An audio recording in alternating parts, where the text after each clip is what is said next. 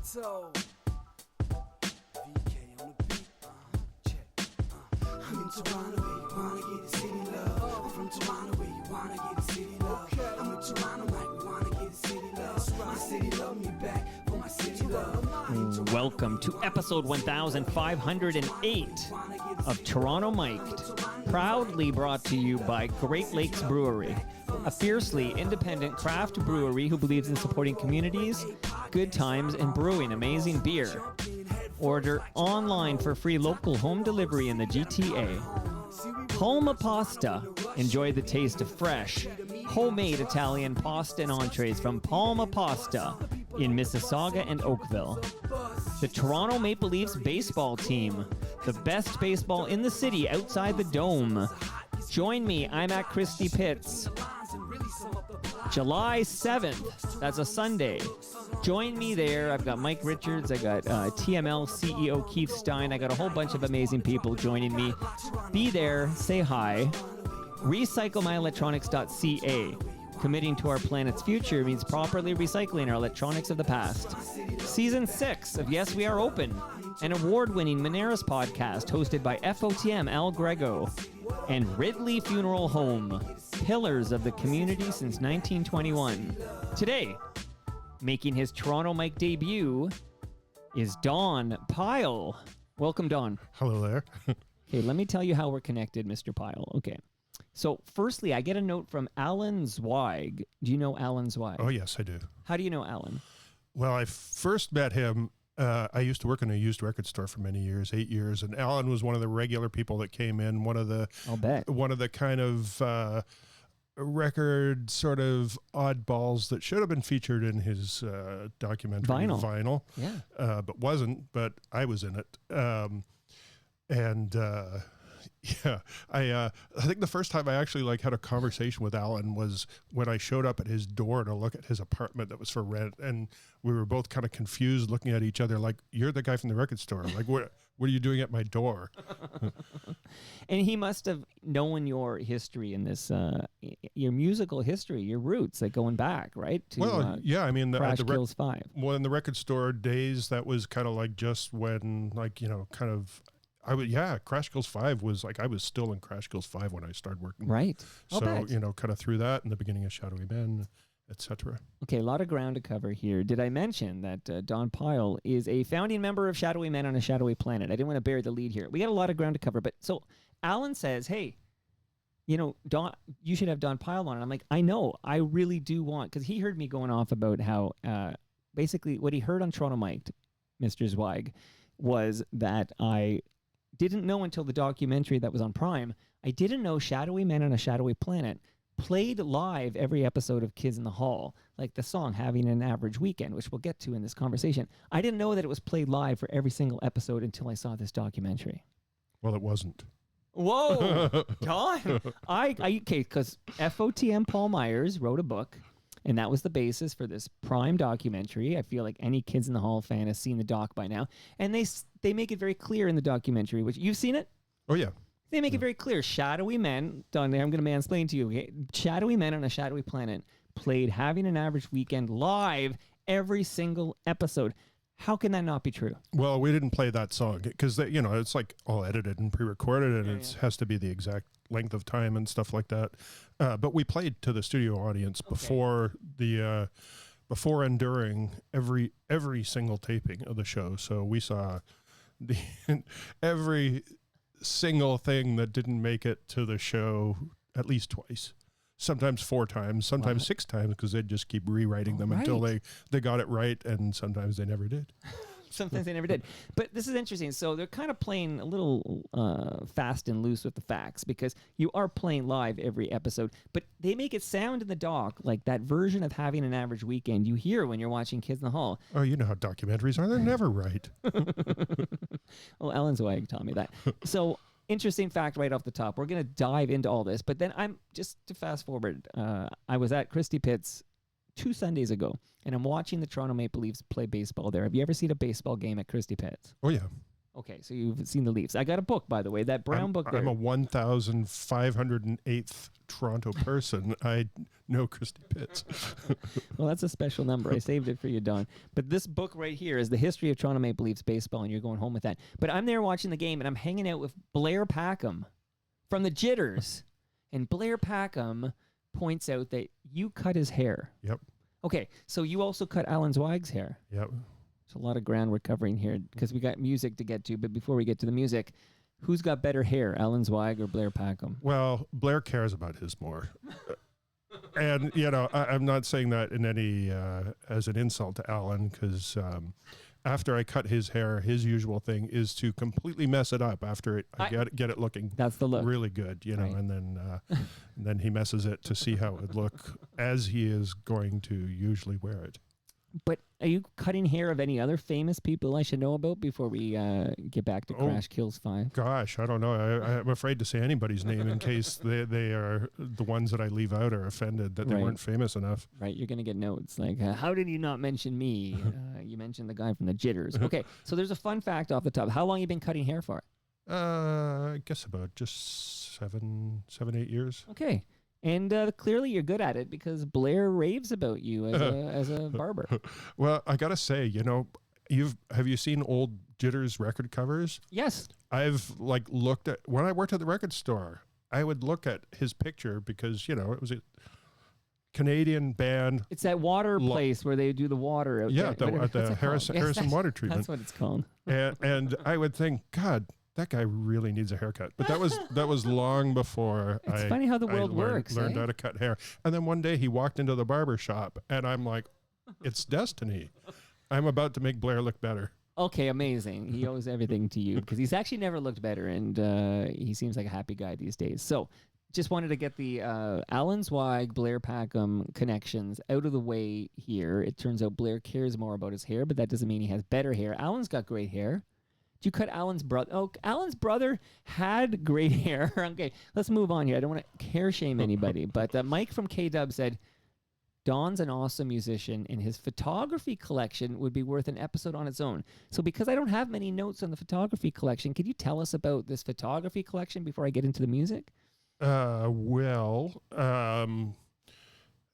Pretty much starting when I was 14 years old, I started taking a camera to shows. Well, I mean, even before that, but those first pictures are C&E Grandstand where you're way at the back using an Instamatic camera with a flash. And so you have, some barely lit backs of heads of the 10 rows in front of you and a little lit spot way in the distance. Starting 1976, I bought a 35 millimeter camera and took my camera to a lot of punk shows. I was really going to, as many shows as I could right as it was beginning. I photographed the first Ramones show. And so was that a Gary's presentation? Yeah, no. Okay. Oh, wait, sorry. Yeah, it was. Yeah, because it was at the New Yorker Theater. Right, yeah, because Gary Topp's got a new book or something coming out, so I think we're going to see a lot of Gary Topp in the media soon. Yeah, a book about Gary that he's not putting out, but other people are doing a book about him. Derek Emerson's involved. And, Topp. I know Gary Topp's been over here, but he was coming back and he said, I have to wait to tell my stories until the book comes out because he doesn't want to blow his stories. But I have them all anyway. Sorry, Gary. But. And I just saw a flyer on the social media today that the Ramones' second show in Toronto, which I photographed, was 48 years ago or 46 years ago. Was that from Scott Turner? I feel like that's a Scott Turner post on social media. No, that's that. I think it's at the Toronto Queen West Facebook group. All right, cool. I didn't want to say the name of you can do the media, but I just did. Well, you can shout out all media, this fiercely independent basement. Oh, I was going to say Basement Dweller, but I realized I actually have a quick note here from Basement Dweller before I play something from the early days of your musical life here. But Basement Dweller says, I used to sell tapes to Don when he worked at Driftwood Music in the 80s. So Basement Dweller says hi. Yeah, that's true. Okay, I don't know about that person particularly because he wouldn't lie to me. I don't remember anybody specifically named Basement Dweller. Basement Dweller. But yes, we did buy tapes and people would steal those all the time. Okay, man, just sprinkle stories through it. But I'm going to play a little music to get us cooking. You comfortable there? You got your water, but let me tell you, I will send you home with some fresh craft beer from Great Lakes Brewery. I'm very happy about that. So you'll get the fresh craft beer, but did you bring you got a good backpack over there. Okay. Because, do you call it a backpack or a knapsack? Backpack. Backpack. Okay. Why? Because I always call it a knapsack. I'm like, you mean backpack? And I'm like, well, why do I call it a knapsack? Like, where does that come from? Well, so you can use it as a pillow when you have a nap. Okay, smart. You're a smart guy. This red box is empty, my friend, but it won't be empty when you leave because Palma Pasta sent over a large frozen lasagna that I'm going to send you home with. So thank you, Palma. Palma sent you lasagna. I saw them at the Taste of Little Italy, this weekend. I saw Palma Pasta and I saw Great Lakes Brewery there as well. So shout them both out. And you got your book, and I just want to give you a measuring tape from Ridley Funeral Home. Don, measure what you wish. Well, I mean, funeral home, I'm going to use it there. It's funny, I went to a party on Saturday night, and there was a band playing, and a band from Guelph called the Flamingos, and two of the guys in that band were in an instrumental band called Legato Vipers, who I recorded and mixed at a funeral home right around the corner from where I grew up. It was when I showed up at the location, I was like, oh my God. Like, is there good acoustics in a funeral home? Like, they're dead. Dead, right? Okay. Yeah, I'm just thinking now because Ridley Funeral Home is at 14th and Lakeshore, and maybe we should be recording there. Like maybe it'll sound better there. But you got a measuring tape there. I'm very, very happy about a measuring tape from a funeral home. And then last shout out before I press play on this first song, and then it's pretty much all music the rest of the way, is that box you got there, that is a wireless speaker from Moneris. Wow. And if you scan that QR code, you'll subscribe to Yes, We Are Open, which is an award-winning podcast from Moneris, hosted by FOTM Al Grego. And season 6 just dropped. You can actually hear Al kicking out jams related to season 6. A recent episode of Toronto Mike. Find the Al Grego episode a couple of weeks back. But yes, he travels this country talking to small business owners, and he collects their inspiring stories, and he shares them with us on Yes, We Are Open. So you've got a wireless speaker. You can listen to Yes, We Are Open and anything else you want to listen to. That's it. Okay, Don, let's play this, and then I got to talk to you about it. Oh, God. It's etched to my brain. I can still feel the pain. What I did when I was just a kid, just the same. I am to You want blame. these? Everywhere I go, it's always there. Everywhere I go, it's always there. Why that initial reaction? Oh, God. I think it sounds amazing. Well, you know, when you're like 17, 18, making a record, especially being a singer, it's like, when we did our second, this is our first time in the studio. When we did our second session, I just instantly like, oh my God, I can't stand the sound of my voice. This is awful. I have to quit the band. I can't do this anymore. Well, you know who you sound a little like? Joey Ramone. Well, you know, I definitely listen to the Ramones. There's an inspiration there for sure. So Crash Kills 5. That name, does it come out of is that a headline in the newspaper that basically you saw? Well, it's sort of a combination of, like, you know, one of the worst headlines that you'd see and the Dave Clark 5. Okay, great. So Crash Kills 5. You're literally a teenager. You're singing. That is your voice I'm hearing there. And this is just a local punk band you started. Yeah, well, they were, three of the three musicians in the band, the guitar player, the bass player, and the drummer, Alex, Reed, and Brian, were from Alberta, Calgary, and Edmonton, and I was pen pals with Alex, their drummer, when I was like 14, 15, God, perhaps even younger. And eventually they moved to Toronto, and, you know, they had a band out in Calgary, and when they came out here, I was hanging out with them, and they asked me to just, you know, kind of sing until they found a singer. They were auditioning singers, and then they were like, hey, you should just be the singer in the band. So, you know, that's... so you were the singer in Crash Kills 5. Yep. So now's a good time maybe to get the... let me play a little music to introduce us. And there won't be any singing in this song, but this is just to warm us up a little bit. Just a little...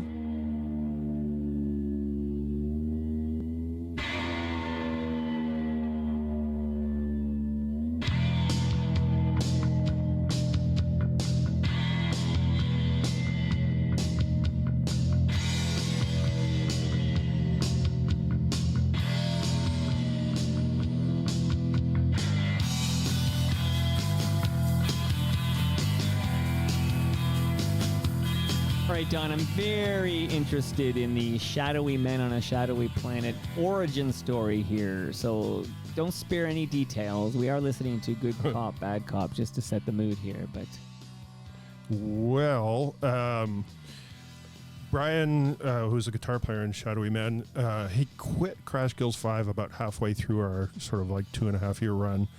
And, played with a few other people. He was in Screamin' Sam and I don't know who else. But Reed, the bass player, also played in a couple of other bands, a band called The Good Guys.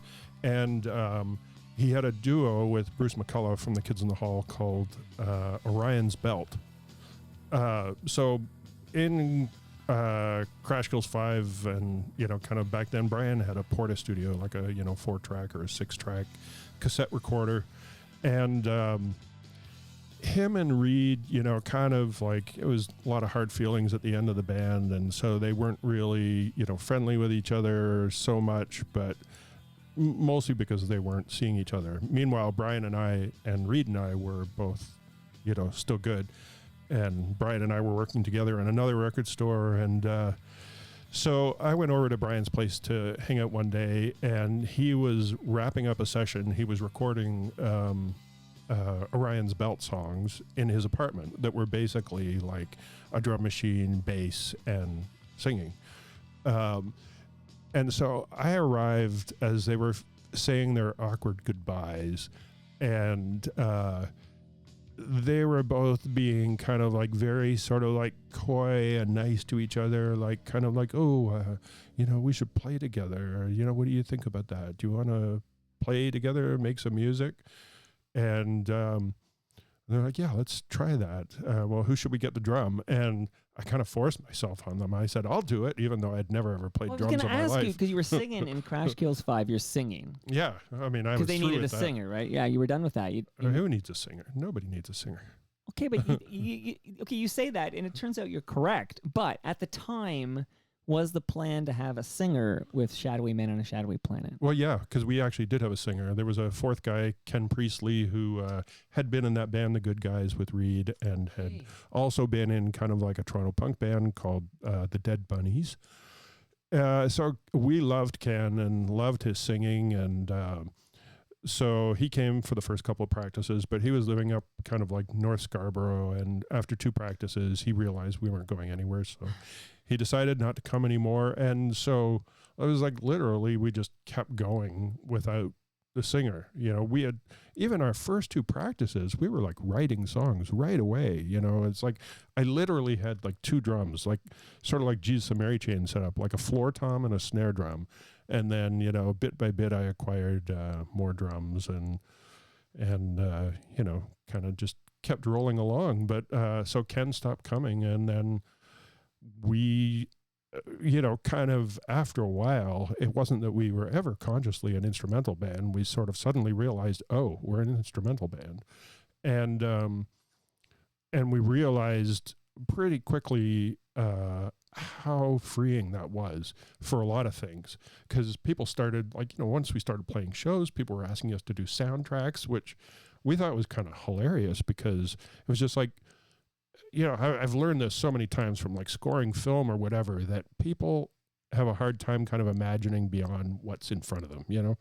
So if people hear like a really amazing band with a singer and then a really sort of clunky instrumental band, and they want instrumental music for their film, they always think of the clunky instrumental band, not like, maybe we can get the singer to play tambourine or something. And and so, we didn't need a PA, so we could like play on the street. We played in like store windows and at the beach, and just kind of, any place where we could plug into something, but, without having to carry extra equipment around. And we also learned, like, from, years and years of touring, that 3 is just like the ideal number for a band. I've been in bands of, 2, 3, 4, 5, 6, 7 people, like all of those numbers, and 3 is ideal. 3 is the ideal number. You don't need a singer, obviously. But what made you think you could play drums? Like, this is how it works? You're talking to a guy, I don't know, Gene Champagne gave me these teenage head Wow. drumsticks. So I've been picking them up, like, just because I need to do something. And I've been kind of, like, I don't know what I'm doing. But what, was this you as a teenager? You're like, I could play drums? Like, you had no background? No, I wasn't even a teenager. I was 23 years old. well. And I thought at the time, like, I'm way too old to start learning how to play an instrument, because anybody I knew at that point who played an instrument had been playing since they were a child. So I thought it was futile. And, it half was. I kind of picked up on it. But, I realized pretty quickly that all those, years of just kind of tapping on your lap, that they do something to you if you're, I was super, still am super into music and rather obsessive about a lot of aspects of it. And so, when I listened to records, when I was younger and had more time, I would sit and like stare at the cover or read the words like in real time along with it and read all the credits and take everything in.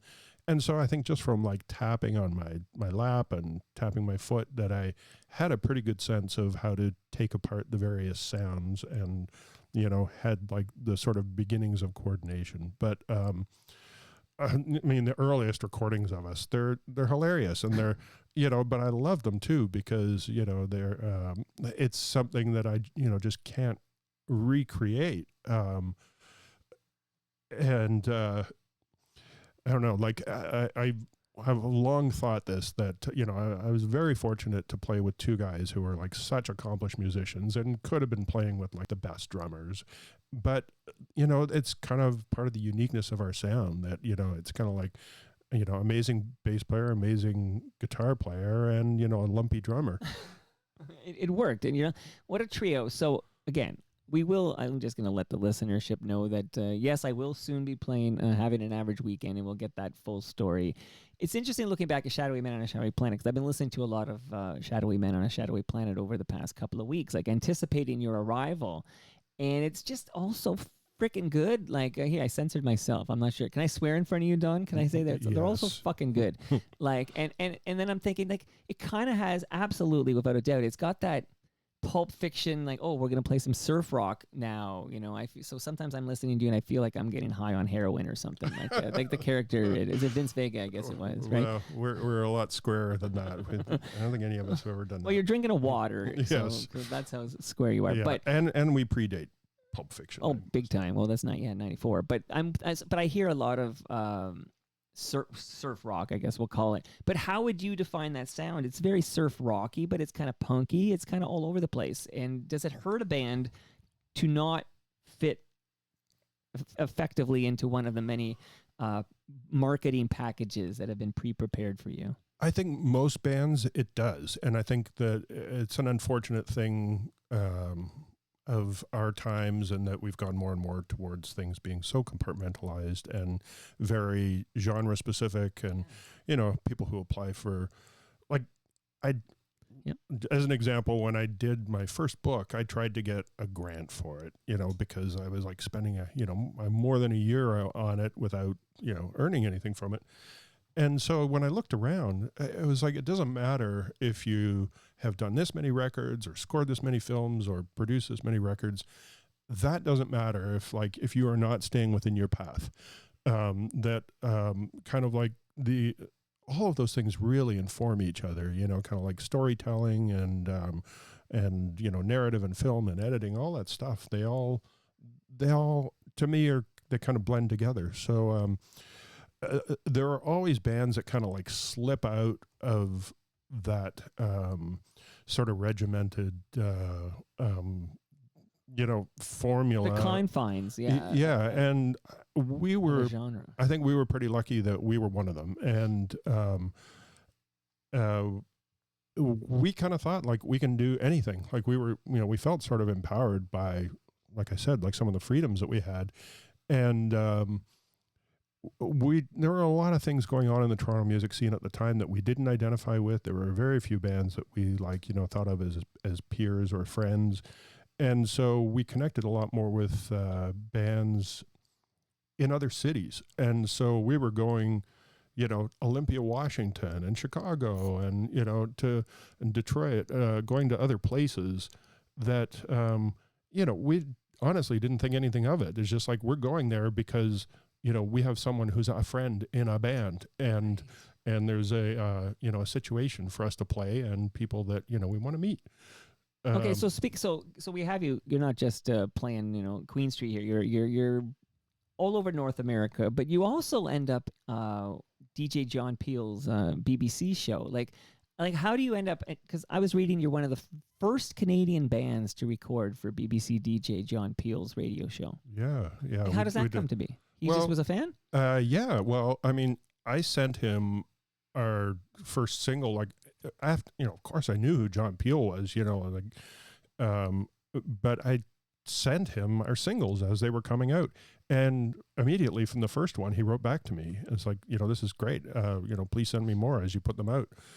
And so, we had a little bit of I wouldn't say rapport, but, it's like I would send him a record, and he knows you exist, and he likes what he hears, and he wants more. Yeah. And That's a rapport. And, I have these nice notes from him that was like, clear you actually listen to this and have an opinion about it. And so well, he didn't if he said, "Oh, you have great lyrics. I love listening to your lyrics." Well, that could be something John Peel would say, though, because he was pretty funny.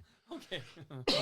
Okay, that's amazing, right? And that's amazing. Now I'm gonna ask you, because it is Toronto, Mike, so yeah, this is great that you're in Olympia, you're in Chicagoland, you're all over the place, but what about a station? I'm thinking of a station that should be embracing this kind of sound, this kind of eclectic sound, which is kind of punky, surf rocky. It's kind of all over the place.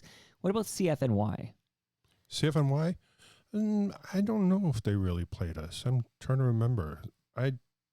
It's funny. I don't when CFNY began, and they were like broadcasting out of a little house somewhere north of the city.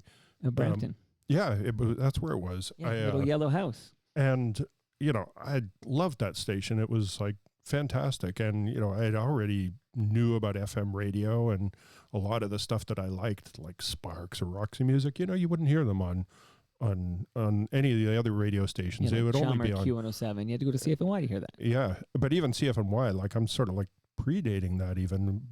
Like, I remember that, like, a radio station in Calgary when I was out there visiting my brother, University of Calgary, like hearing Sparks on the radio and just being like, oh my God, I have never heard Sparks on the radio ever. So, CFNY, well, I guess they did play us and support us a bit because they had that awards thing at the beginning, the Casbys. The UNOs became the Casbys. Yeah. So the Casbys, and we won a Casby one year. They're the first award. That's supportive, Don. Come on, what does it take to support you guys? I kind of forgot about it. Awards. I'm jogging the memory here. So there was some support. Like you must have had a champion of some. I don't know if it would be like, it would probably predates Hal Harbor. I'm trying to think, but Ivor Hamilton or somebody on the inside. Well, honestly, we were much more aligned with CKLN. That was we made friends with people there who saw us play, and they were playing us a lot. And you want to name check anyone at CKLN? I feel like Blair was there at the time. Blair Packham, I don't know. Possibly at CKLN at that time. Marva Jackson, she was a big supporter. We did a theme song for her show that we recorded with Steve Albini. And it was like, okay, we have enough time to like do a few more things. So let's do like, this radio spot for our friend. And Mike Dwyer, his radio show. I think actually like the very second time that we played after our first show at the Rivoli, we were asked to come into CKLN and like play in a studio that was like, we were in a room that was like literally like 5 feet by 8 feet. And it sounds like so hilariously atrocious. It's so like thin and like the balance is way off. It was just like, I think it was like, one sort of like, dynamic mic and something, but, college radio in general, college and community radio and all across Canada were very, very supportive of us. And we got played a lot in community radio and, made lots of friends and acquaintances and situations to go and play through kind of the network of community radio. Okay, I'm going to ask you about one more show, Coast to Coast on CBC Radio. What about Brave New Waves?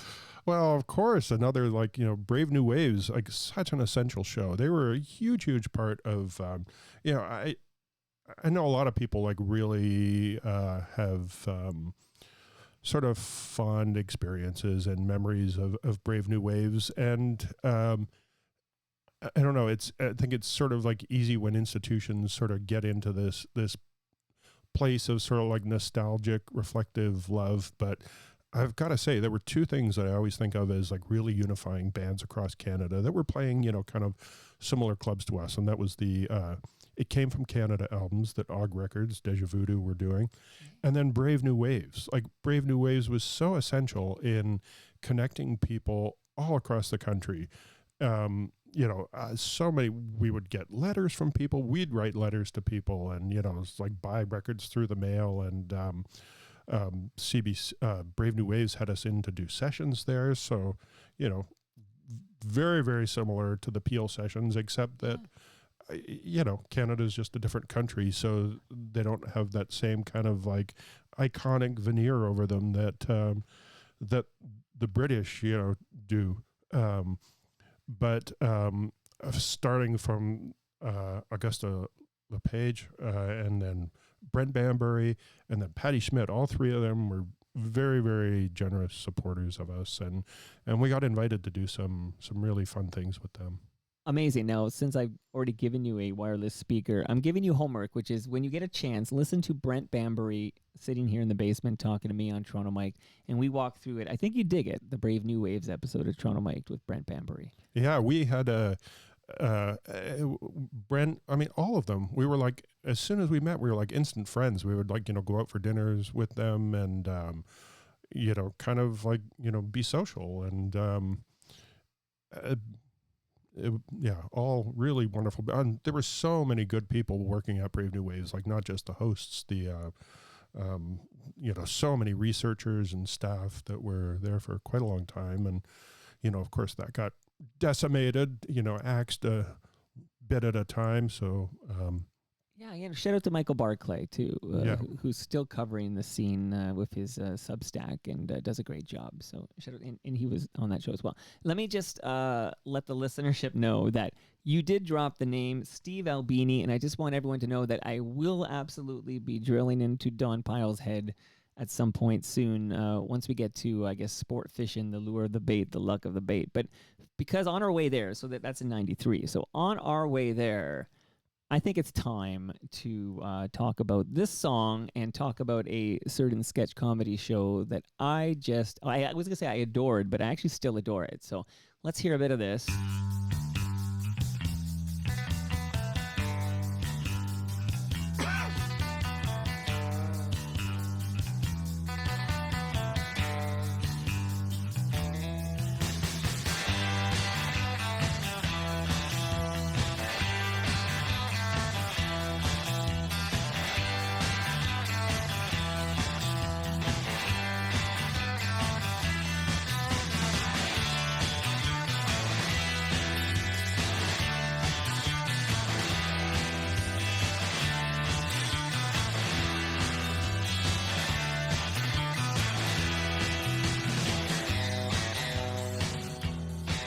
So far in this conversation, Don, I've heard you say the name Bruce McAuliffe, so I know that name's going to come back here again. And I also heard you say the Rivoli, so I feel like I'm connecting a bunch of dots in my head. But you're here. Why would I bother connecting dots when I can hear it straight from Don Pyle's mouth here? Okay, how does it come to be that this song, which you can hear on Savvy Showstoppers, that this song becomes the theme song to Kids in the Hall?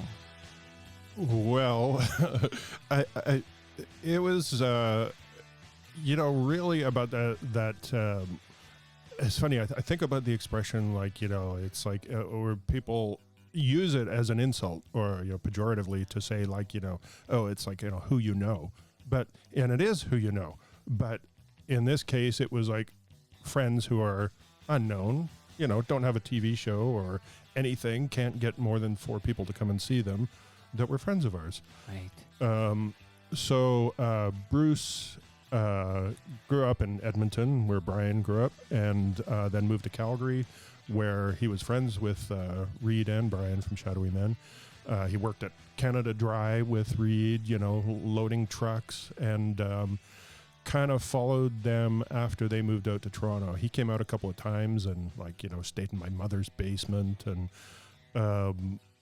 so when he arrived here, he was already doing sketch comedy out west, I think in Loose Moose. Do you remember the name of that troupe? I know this. He was in the audience.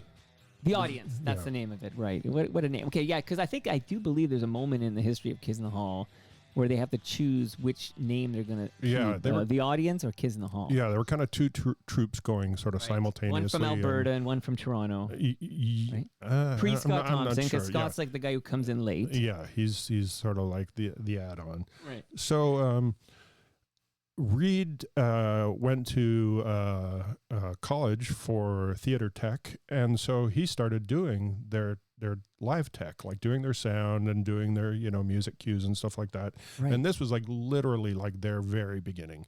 Like I would go to a lot of their shows, partly because Reed, it was like to hang out with Reed, and and them live, it was very hit and miss. And comedy, if you've ever been in an audience where nobody's laughing, comedy isn't as funny when people aren't laughing. No, I had that experience on Friday night, so yeah.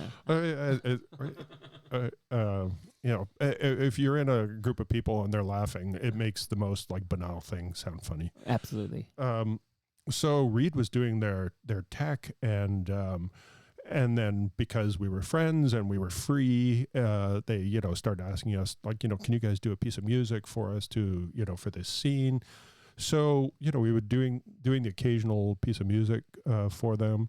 And then we did some like shows together where like Bruce, he did this character called Trawmouth that was basically Cabbage Head, but before Cabbage Head. It was like an angry dad character. And so like Trawmouth opened for us, played with us. Kevin McDonald, he opened for us once as a magician who didn't know how to do magic. I forget what, Kevin the Impossibilist. Love it. Scott Thompson sang with us as Buddy. So, then eventually they did this theater show. And that theater show sort of resulted in, sort of long story short, getting a TV series. So, we played every night, like behind a curtain. And it was at that show that they were asking us, can you guys play Bennett Cerf to open the show? So, literally like 6 nights of the 7-night run went by, and they asked us, why do you keep playing that song to open? Well, that's the song you asked for. They're like, no, it's the one that goes doo doo doo. So they had asked for the wrong song. So we'd open the show, and then the show got held over for a week so that, some people could come and see them and give them a TV show. Yeah, Lorne Michaels, I suppose, would be in that mix. And then, we started playing that. And then, kind of things sort of, Lorne, workshopped them at clubs in New York, and then, pilfered a couple of them to write on SNL.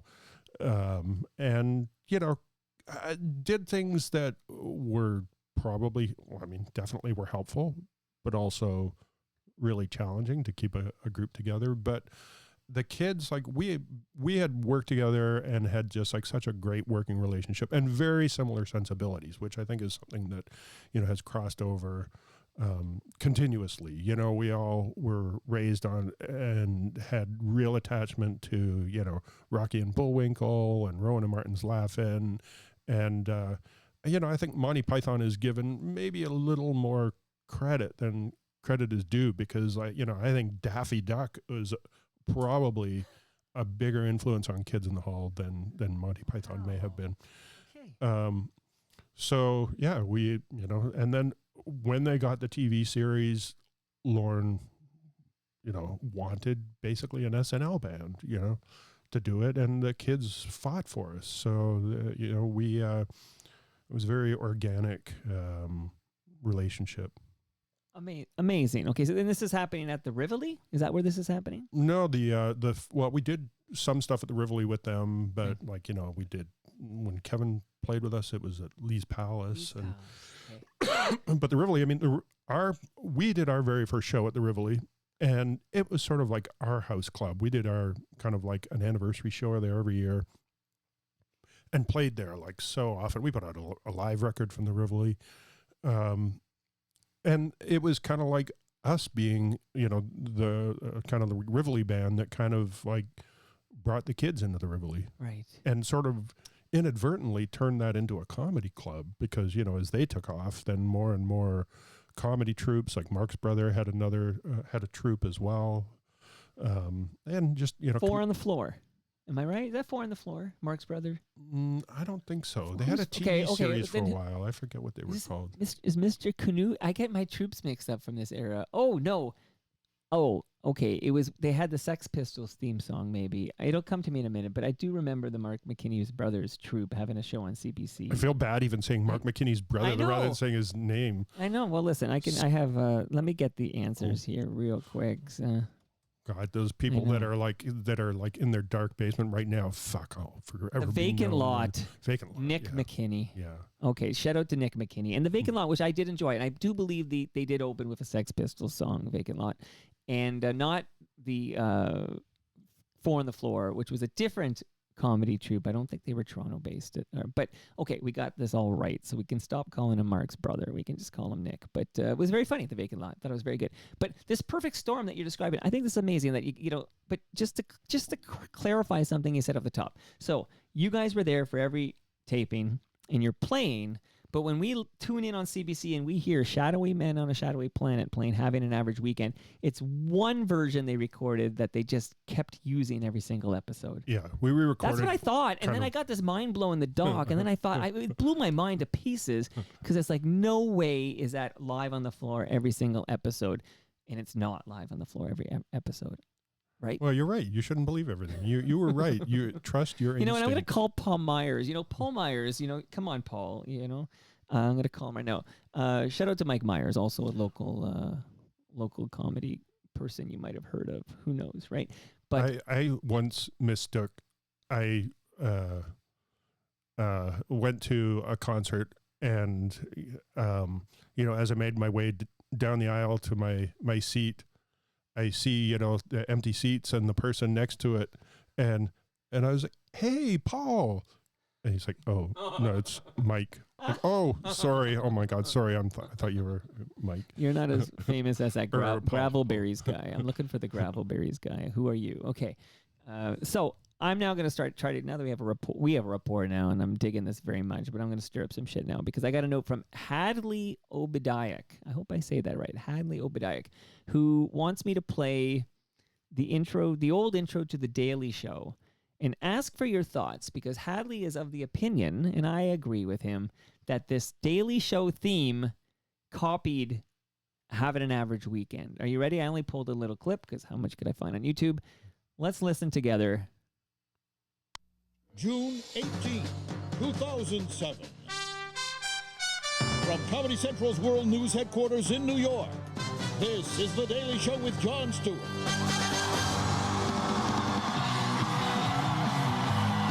Oh, my God.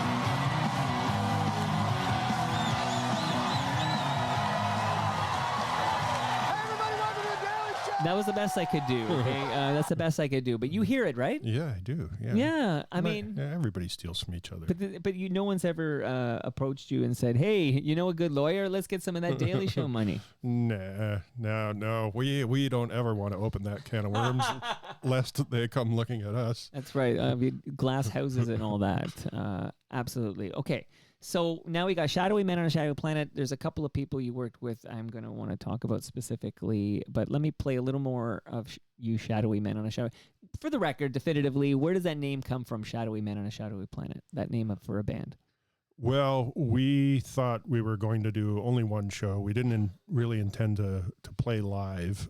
And so we all made lists of kind of band names, and it's not a very interesting story, but Brian had made a mixed cassette for Reed that he had done an illustration on the cover of, and the cassette was called The Shadow of a Shadowy Man. And then so we kind of took these various names that we'd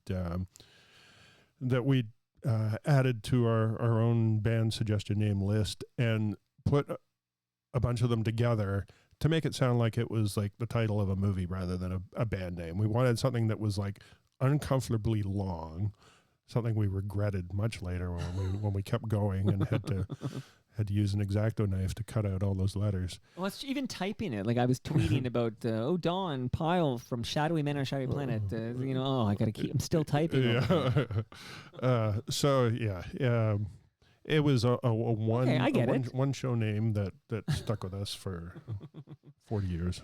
All right, I get it now. Okay, so let us listen to a song, and again, we're gonna talk about some people sadly who are no longer with us. So just not to bring everybody down, but I'm hoping that you can remember some people that we lost, and some of these people were very close to you. But first, let me play a little of this song.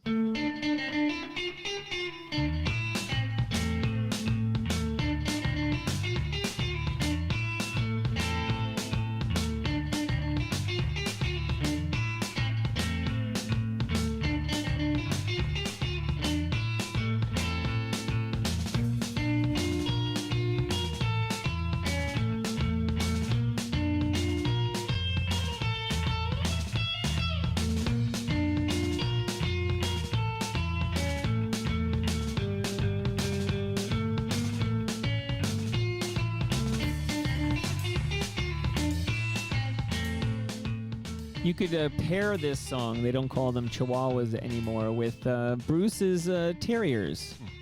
Be a nice little pairing there if you wish. But okay, so let's talk about sport fishing, the lure of the bait, the luck of the bait.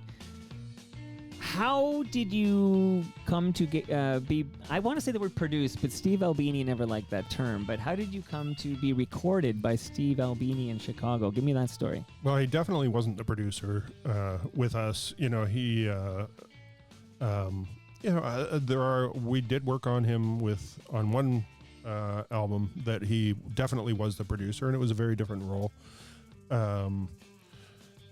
Sorry, how did we come to work with him? Okay, yeah, and then because we just lost Steve Albini, and kind of famous for not producing, like just capturing you guys, your sound the best he could as like a recording engineer. Yeah. So like what is, like when Steve Albini produces you, like any insight into the world of Steve Albini, kind of fascinated by this guy.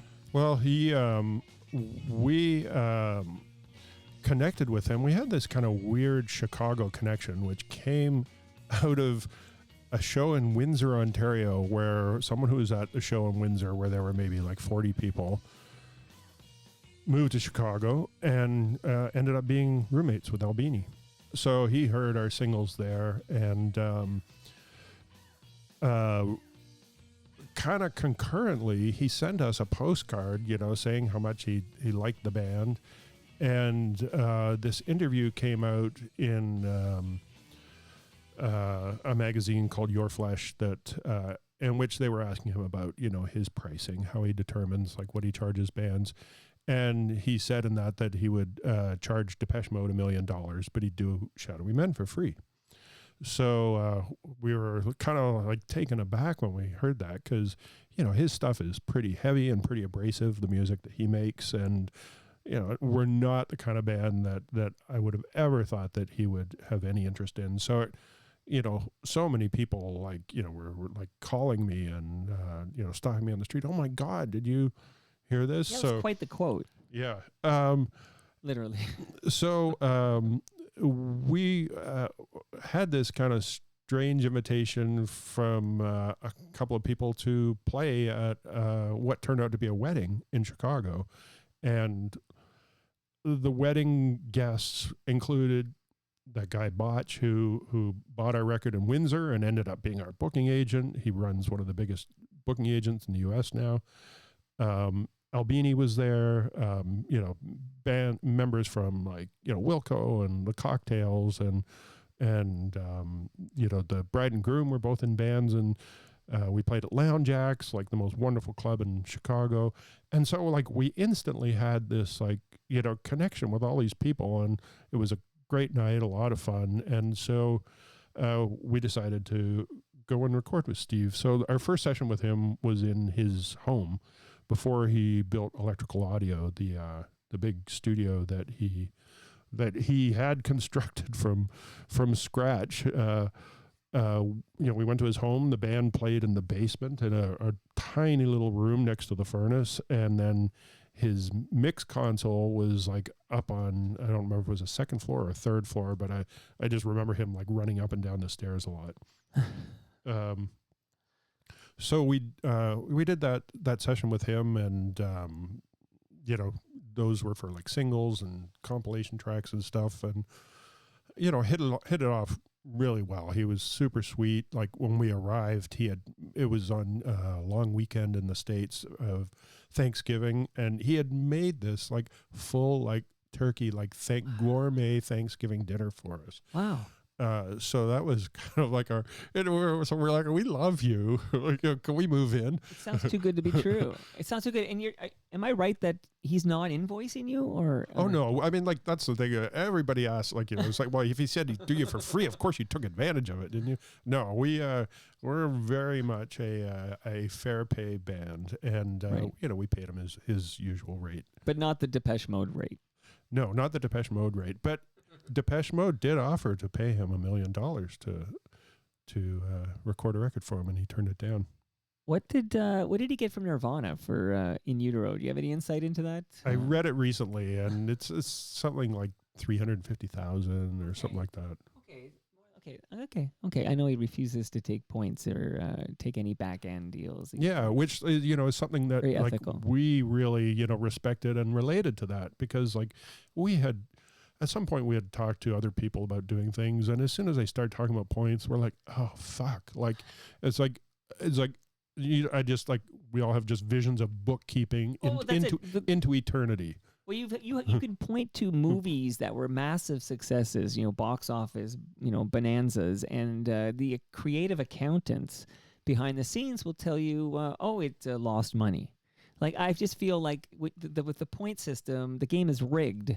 And the creative accountants can take a huge success and tell you at the end of the day that no, this project lost money. Yeah. Well, Steve was a great, like, ideal for us because we didn't want a producer. We didn't need a producer. Right. We needed someone who could record things well. Right. And he definitely did that. And, when we recorded Sport Fishing, so we went back, we recorded with them like 5 times. Right. Not just Shadowy Men, Phonocomb, the band that Reed we're going to get there, yeah. had after that, we did. And then Shadowy Men played on Fred Schneider's album, Just Fred. That was an album that Steve actually was the producer on. Fascinating story there. Okay, so let us talk about, because like you mentioned, I mentioned Sport Fishing, and then you mentioned Sport Fishing. Is that the end of Shadowy Men on a Shadowy Planet? Is that like that's the last album? The last album. The last thing that we did. That's 93. The last thing that we did was the Fred Schneider album. Right. Okay. So why does the band split up? I think at that point we worked so intensely. We'd basically have like a third of the year to write and record music, a third of the year to tour, and then a third of the year to work on Kids in the Hall. So we were pretty intensely busy, and we planned on taking a year off, and we saved up money for quite a while so that we could we were all wanting to do other things. I was in a couple of other bands, we just wanted to do different things. And so during that year off, like right at the beginning of that year off, Reed was diagnosed with cancer.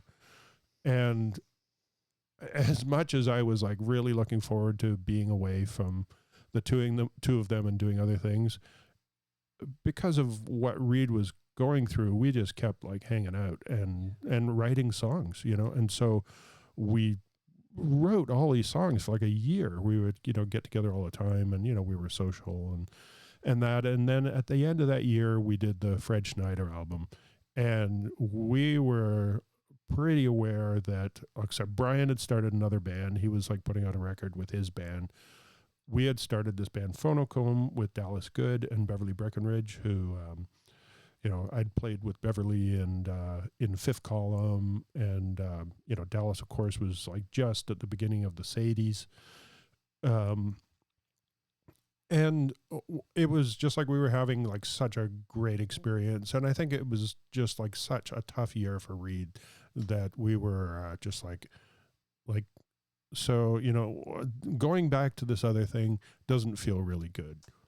Doing what we're doing right now feels great. It's like, we have all this freedom. We got to like Touch and Go agreed to put out a record, and then, they were like, I love them as a label and as people. And, so it was just like, it just seemed pretty easy. It was like one of those decisions that was not too difficult to let go of, even though it was kind of, we were making our living at it, and, pretty emotionally tied up. But I think there were just like enough sort of like hard feelings about how things were sort of like towards the end that it was easy to sort of like let's just put this on ice. Well, my sincere condolences on we lost Reed Diamond, I guess 2001. He passed away far too soon, and I'm sorry for your loss there. Yeah, thank you. It's been weird, it just happens to everybody, but it is supremely weird, first like for Reed to die, and then, just like. Well, okay, I was going to say, you're going to hear another sincere condolence, because I was wondering actually maybe if I can play a little Phonocomb, and then we could talk about Dallas, yep, if you don't mind. But let's play a little.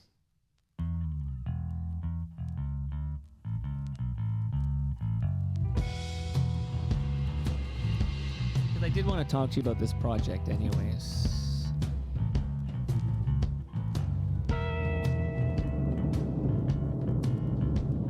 Do you dare to stay 1 second? Do you dare to stay 1 minute? Do you dare to stay 1 hour in a haunted house? Do you dare to walk the squeaky stairs and sleep on the creaky floor? Do you dare to stay till dawn in a haunted house? When your knees start to shake and your teeth start to chatter, will you stay all alone in the house? Do you dare stay 1 hour, even 1 minute, in a haunted house? In a haunted house.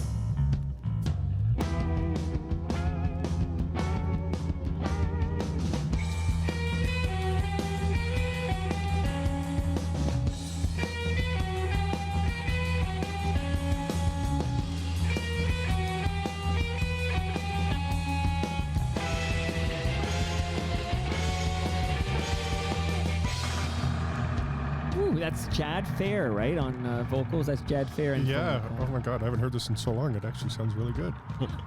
Don't act so surprised, okay, Don? Well, I forgot about this part of the kind of like the Shadowy Men coming apart thing, because this friend had made a documentary about the group Half Japanese that Jad is the singer in, and he was going to be coming up to Toronto for the film, and he asked if we would, consider backing Jad up for a show. And so we did it, and then it was just like total joy to do so. We, decided to do a record together. So we wrote a bunch of songs with Jad, like, Shadowy Men did. And then when it came time to record them, Brian didn't want to do it. So, that was part of the sort of like conflict, sort of hard feelings at the end that, Brian was just, not interested. So we asked Dallas to do it. We knew him, and, knew what a great guitar player he was. He was a big fan of Half Japanese and just absolutely sweet guy. So, we knew him, but not, obviously as intimately as we, later became. So, we asked Dallas to play guitar on it, and he was totally thrilled and kind of intimidated because, his a fan of Brian's and definitely inspired by the way Brian plays. You know, he was clearly an influence on one of many influences on Dallas's way of playing. So yeah, we did the Jad Fair album together, which was, you know, fun and easy to do, and Dallas recorded it himself, and him and I mixed it together. So yeah, so then immediately Jad asked Dallas, like, oh, do you want to join Half Japanese and go on tour in Europe? And, you know, Dallas was like a teenager, so it was like, you know, it's just like, oh my God, like, you know, this band asks me to do an album with them, and then now I'm in Half Japanese and going to Europe. And so it was his first time touring Europe, and you know, we all remain friends with Jad since then, you know.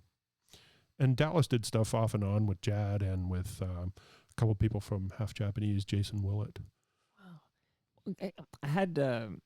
I had Brian Good from the Good Brothers on, so I've had his uncle, I guess. Yeah, so that's his uncle. Dallas's uncle. It's Bruce's twin brother. Right. Just so I offered my condolences to him, because I mean, just we talk about, you know, losing someone too young. I mean, early 50s, I want to say. Dallas, that must have been awful news to receive. 49. Not even 50. Yeah, okay. Not even 50. Yeah, of course. It was like an awful shock, like, you know, unexpected. Yeah. You know, an undiagnosed condition. And, you know, Dallas and I, we live on the same street, and we talk all, like, you know, regularly. It's like rare that, like, you know, 3 days would go by that we didn't speak, and we hadn't spoken at this time for like 3 days. And then, you know, I was thinking that I got to call Dallas. I want to tell him about, you know, something. And then his wife called and said, Dallas is gone. Wow. And I remember, like, not like understanding that what that could mean, you know, like, I remember I said, gone where? So yeah, it was very unexpected, and just like, you know, of course, Reed dying was like really awful, and, you know, your mother dying is awful, and, you know, various people that you know in your life, but you know, I think you kind of mentally prepare yourself for, you know, your 87-year-old mother to go, or your friend who has terminal cancer. But Dallas was like so unexpected, and just like, you know, kind of like a flame that was not diminished at all when it was put out. So, you know, just like one of those things that's just, you know, it's still very hard to comprehend. And, you know, I think I see him all the time, you know, like walking down the street, and yeah, it's shocking, and just like, you know, I've you know, just have such sadness for that happening. You know, there were just so many things that were happening for Dallas.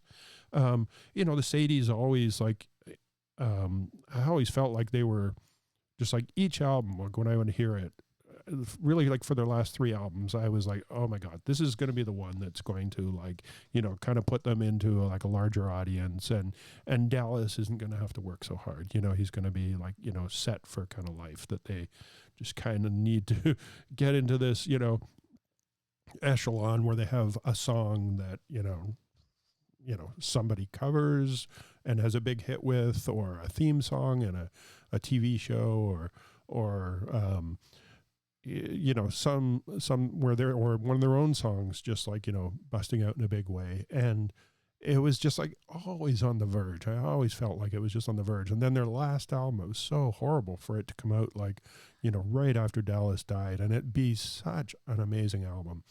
And I think it's really like the first album that they did where, excuse me, where I really heard them being open to working with a producer. You know, they'd had producers on all their other records, but, you know, I know from working with them that Dallas is, you know, I don't want to say controlling, but he has a very, very clear idea about what he wants.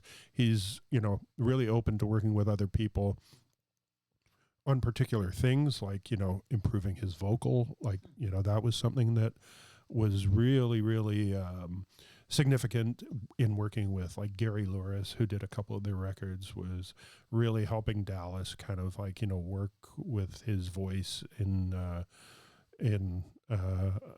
way to that he sang his best, and also just kind of him and Travis getting so like locked in and just exquisite in their harmonies, so yeah, that last album is so good. Colder Streams, and he has another album that he did with Richard Reed Parry from Arcade Fire. The two of them did an album together that kind of came about from their mutual love of the Everly Brothers. So that album has been finished. Richard had to they were so close to having that finished, and Richard had to finish it on his own and mix it on his own, but that record's getting close to, I think they're looking for somebody to put it out right now. But, just like amazing that Dallas is doing an album where that, features his voice so much, something that he was just like, I just saw him over the years, just like cringe and, hate his voice. But then, like so many people who do it all the time or who are wanting to learn, he just got better and better. Speaking of people we lost, bright creative people we lost too early. Now I'm thinking of Gord Downie because it was the Tragically Hip that introduced me to the Sadies. Gord Downie was a massive fan, and I know Dallas's brother played quite a bit on the Gord Downie solo albums as well. But just what a tragic loss to lose Dallas, and then. Yeah, I mean, the thing is, like, there's just so much loss around, like. What's his name? Towns. Oh God, what's Steve Earle's son? Towns. Yeah, Towns Van. Yes. That was tragic. That loss, absolutely. Yeah, like the Sadies had just toured with him, and been wanting to do a record with him, and then like Dallas like left on the tour like really kind of. Not being so excited because he was going to be playing keyboards on it. It's like, he's a great piano player and great, but he's definitely much more comfortable with the guitar. So it was, an opportunity for the Sadies to, be in front of a new audience. And then he came back just like, in Justin Townes Earle. That's his name. That's his name, Justin Townes Earle. Absolutely. Now, just a lot of sadness surrounding you, and this is unfortunate because you lost Reed to cancer, and then when you do finally, I guess 2012, you guys get Shadowy Men and a Shadowy Planet reunite to play some live gigs, and Dallas fills in for Reed, so on bass. So Dallas Good is the replacement for Reed Diamond on bass. Yeah, well, some of that language, I like replacement, I could, one of those things could never happen. And reunite even, it's like we never ever felt like it was a reunion because, it was like each of us we were quite insular, and each of us had such a significant part that, I couldn't imagine the band with anybody else. I remember really early on, or maybe not like so early on, but during one of the Kids in the Hall tapings, I had some like really bad back issues, and I couldn't walk and couldn't play. And so, excuse me, Reed and Brian, we, talked about it and decided like, to ask this friend who was a drummer to play these shows. And I was like, this is it. Like, they're going to hear what they sound like with a real drummer, and I'm going to be out of the band. And, I went to one of the tapings, and saw them, and I was like instantly relieved. Like, oh my God. Like, it's like, even though like this guy is a way better player, he's making the songs worse because, I shouldn't say that in case he hears it, but well, it's just like a was this replacement drummer? A different feel, It's David Quinton Steinberg. Who are we talking about here? Okay, very interesting. You sound like you have imposter syndrome when I hear it in the headphones here. That you at some point people are going to catch on and realize that, oh, you don't belong here, right? That's imposter syndrome, right? Like, I just hope nobody catches on that they have this, I'm a shitty drummer. In Well, this, I mean, it took me years to like be like, to feel comfortable playing in front of other drummers. Like I remember like our first like couple of years, I'd just be like, oh my God, I'm so embarrassed to be playing, in front of like, but why go judge, like Neil Peart's going to judge your technique and like, come here, kid, let me show you how it's done. It's just, of course you realize afterwards that nobody cares. And if they care, then so what? But, I definitely had a bit of like embarrassment or self-consciousness when I'm going into like Steve's music to the drum department and like buying, stuff because, I've been playing for 4 weeks and I'm like making a living at it. And, and they're working at Steve's. Excuse me, where's the drum stuff? Oh, yeah, where's the one that's really long and wide? Yeah, the floor tom. Yeah. Well, that's funny. But you come from this like this punk background, right? Like this DIY punk ethos. I feel like that would be perfect. I'm not really a drummer, but I'm gonna figure this out and go. It's definitely informed us. Like they just like it's right on brand. They let us know that those things are possible. Absolutely. Right on brand. One funny thing, I was amused when I was listening to a lot of Shadowy Men on a Shadowy Planet. And I'm going to close with a different project, actually, because you're in New Toronto right now. New Toronto is on the water. It is just a little bit west of Mimico. People in Toronto seem to know where Mimico is. They're never quite sure where New Toronto is. But there is actually a neighborhood that is to the west of us before you get to Mississauga. That's a teaser for a band I'm going to ask you about in a minute. You can figure it out, Don. Okay. But I was amused by the fact that you named your 2016 box set, oh, I guess we're a fucking surf band after all. Like, that's great. Right? Well, because most 99.9% of people listen to Shadowy Men on a Shadowy Planet and will say, that's great fucking surf rock, man. That's a great surf band. So much of that it was just like playing with... It's just like so easy to wind people up. And so like, we had a song called We're Not a Fucking Surf Band. Right. And it was, we would just get called surf band. And, you get really tired of it because it was just like, it's like, don't they hear that we listen to Alice Cooper or The Damned or, all those things. And, it was just like, just in media, when one person tells a story, then, 6 other people after them in the media tell the exact same story because they read the first one.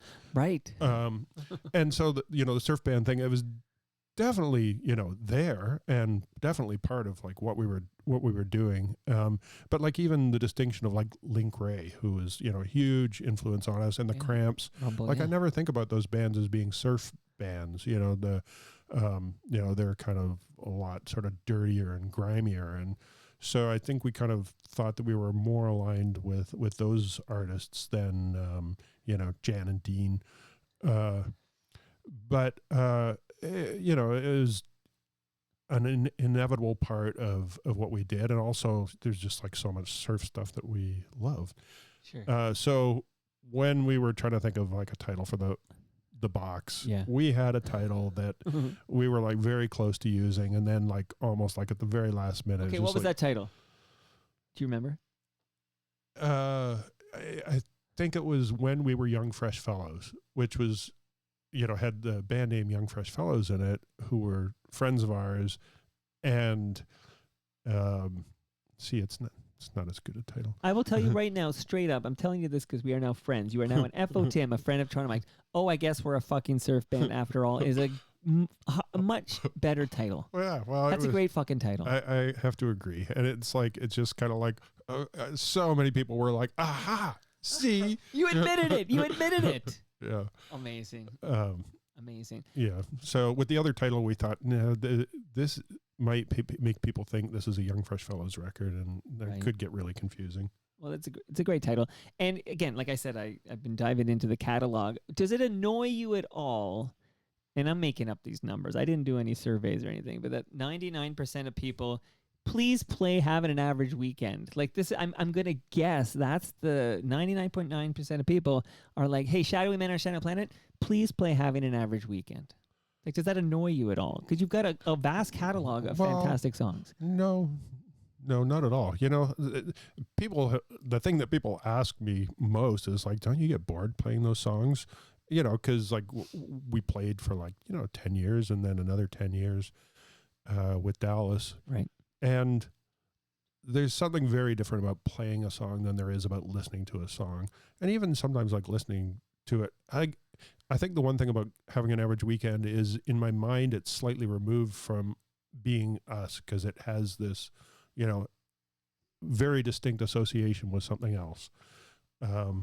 Sort of like, so is that like if somebody went to, I don't know, they went to a fellow drummer, let's say Tyler Stewart from the Bare Naked Ladies, and hey, play that Big Bang Theory song. Like it's like you're just, that's 1 degree away. You know, it may be like that, but we play that song like, every time we played pretty much. Like, there were definitely times that we didn't play it for a long time, but when we started playing with Dallas, we played it because we were playing like long sets like we've never ever played before. When we were together the first time, like, we were always pretty aware of like, trying to not bore people and keeping it kind of like short and concise because our songs are like, some of them are a minute and a half long, Right. Like our last album was like 23 songs, Well, that's punk, right? When we, started doing really long sets, we were playing like a lot. Just basically, let's play all of our favorite songs from our past. And amazing here. Yep. Okay, so I've teased the neighborhood to the west of where you're sitting right now. I've teased that, and I'm going to play that. But very briefly, before I press play on this, and we close talking about it, unless I missed something and you want to bring it up, because there'll be like a catch-all at the end here. But I just want to say to you, Dawn, if you have any old cables, old electronics, old devices at home, don't throw it in the garbage because those chemicals end up in our landfill. Go to recyclemyelectronics.ca, put in your postal code, and then EPRA will say, hey, go here. They'll basically tell you where to go, where you drop it off, and it'll be properly recycled so those chemicals do not end up in our landfill. So recyclemyelectronics.ca. And last but not least, a good FOTM like yourself. His name is Bruce Dobegin. He wrote a book with his son, Evan, about hockey trades that sort of, these are huge hockey trades in the history, post-expansion, so since 1967, like the Gretzky trade, the Gilmore trade, there's a whole bunch of massive trades, Patrick Waugh trade. I have no idea. I'm going to ask now, Don, any interest in hockey? 0 or greater than 0? is there a number greater than, well, I guess a number greater than 0 could be all of them. There's lots of options of greater than 0. I would say 0. Okay, 0. So you do not have to take that. I'm not going to take this one, okay, but the baseball book. This one definitely interests me. You know, you and Blair and Alan, if you're listening, you're invited too, of course. Come by for the game. It's it's free. So come by for the game, 2 p.m. on July 7th, and then swing by. I'm recording beyond the left field fence, and come by and pop on the mic and say hi. That would be amazing. You could review Blair's hair. Even if you're trying to push us away. I actually owe Blair a great much gratitude for he went to Burlington to pick up Rick Emmett and bring him to a Toronto Maple Leafs baseball game so I could chat him up on my mic. So thank you, Blair, for picking up Rick Emmett. And I know they have I believe it's a Blair Packham album.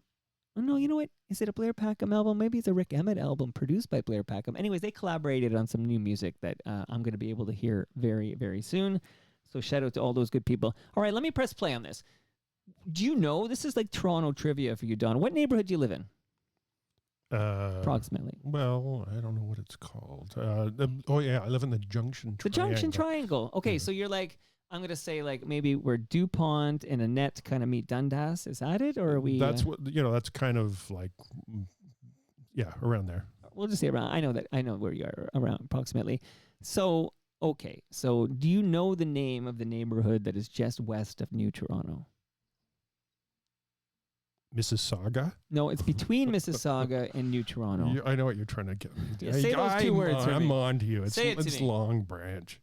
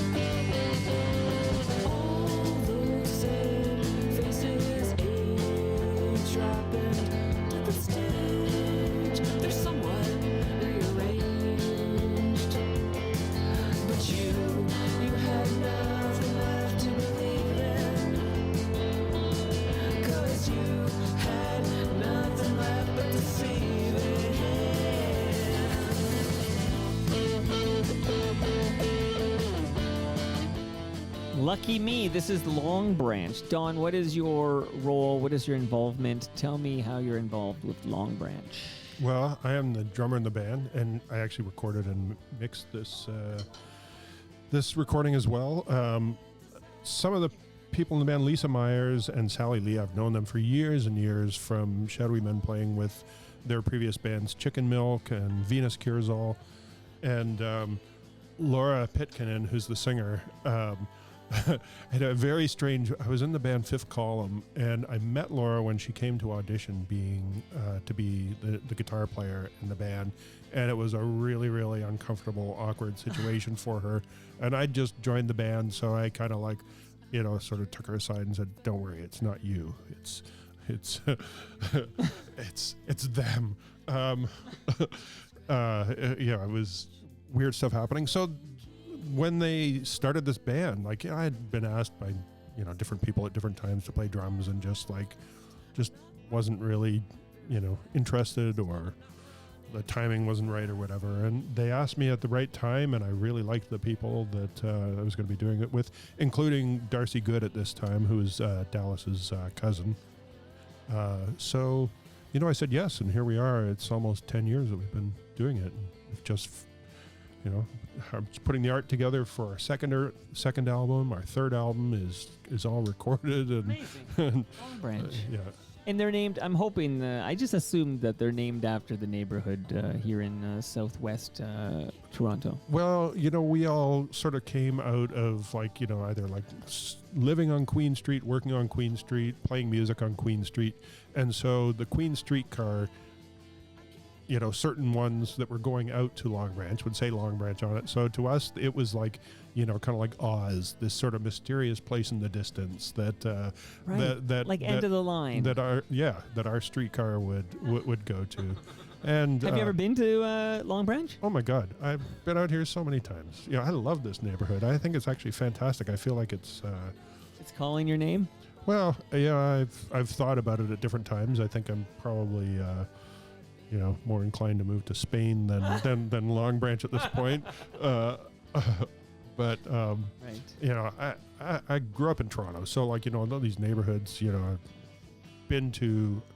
I feel like I've been everywhere in Toronto multiple times, and I have a pretty good sense of the character. And one thing I love about New Toronto and Long Branch, this area, is that it is an older established communities. I mean, before it blew up as high rise land, down at the Lakeshore and whatnot.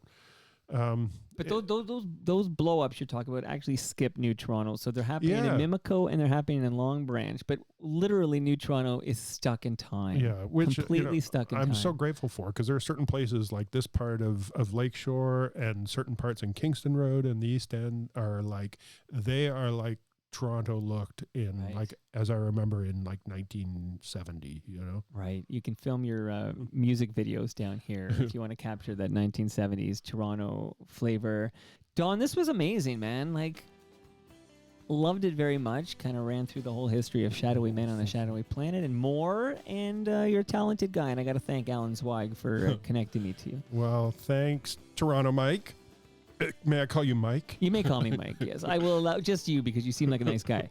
Did I miss anything that you, on your way here? Maybe you're on the bus and you're like, oh, I would love to be able to tell this story or share this. No. Did I hit it all? No, there's none of that. Okay. So Long Branch, I'm trying to think. So Long Branch, part of Long Branch is a park called Marie Curtis Park. Yep.